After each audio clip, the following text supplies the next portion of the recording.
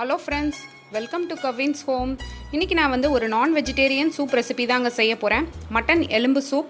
இது வந்து பார்த்திங்கன்னா கோல்டு காஃபாக இருக்க பர்சன்ஸ்க்கு, அப்புறம் ஃபீடிங் மதர்ஸ், பியூபர்ட்டி அட்டைன் பண்ண கேர்ள்ஸ், க்ரோயிங் கிட்ஸுக்கு, அப்புறம் வீக்காக இருக்க பர்சன்ஸ்க்கு, இப்போ நார்மலாக நம்ம இம்யூன் சிஸ்டமை பூஸ்ட் பண்ணுறதுக்கு இந்த சூப்பை நம்ம வச்சு செஞ்சு குடித்தோன்னா நம்ம உடம்புக்கு ரொம்ப நல்லதுங்க. வாங்க இன்றைக்கி நான் அதை எப்படி வீட்டிலே சிம்பிள் அண்ட் ஈஸியாக டேஸ்டியாக செய்ய போகிறேன் பார்க்கலாம்.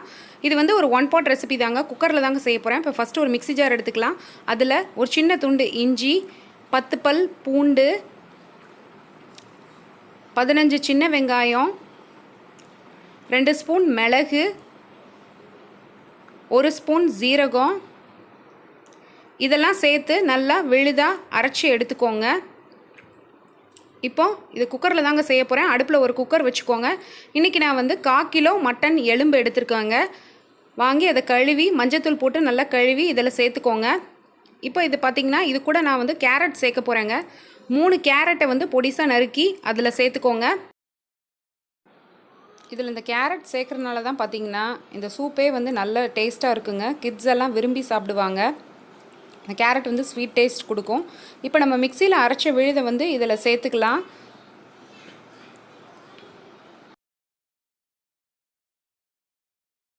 இந்த மாதிரி பெரிய டம்ளருக்கு 1 2 3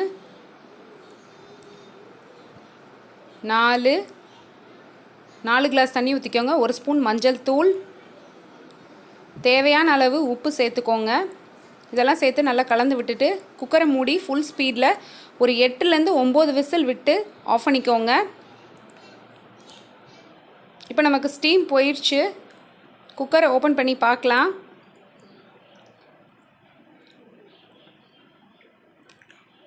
பாருங்கள், மட்டன் எலும்பு சூப் எப்படி அந்த எலும்பில் உள்ள சத்தெல்லாம் நல்லா இறங்கி மேலே அப்படி எண்ணெயாக மிதக்குது பாருங்கள். நம்ம எண்ணெயே ஊற்றலைங்க, எண்ணெயே ஊற்ற வேண்டிய தேவையில்லைங்க அந்த சூப்புக்கு. இப்போ நம்ம அந்த சூப்பில் உள்ள சத்தெல்லாம் எப்படி இறங்கிடுச்சின்னு பார்க்குறதுனா, இந்த கேரட் எடுத்து இப்படி நீங்கள் வந்து அதை ப்ரெஸ் பண்ணி பார்த்தீங்கன்னா அது நல்லா மாவாக இருக்குங்க அந்த கேரட்டு. இல்லை உங்களுக்கு கேரட் வேகாதமாக இருந்துச்சுன்னா திரும்ப ஒரு 2 விசில் விட்டு ஆஃப் பண்ணிக்கோங்க. இப்போ நம்ம வந்து ஃபில்டர் பண்ண வேண்டாம், அப்படியே கரண்டிட்டு எடுத்து பவுலில் ட்ரான்ஸ்ஃபர் பண்ணிக்கோங்க.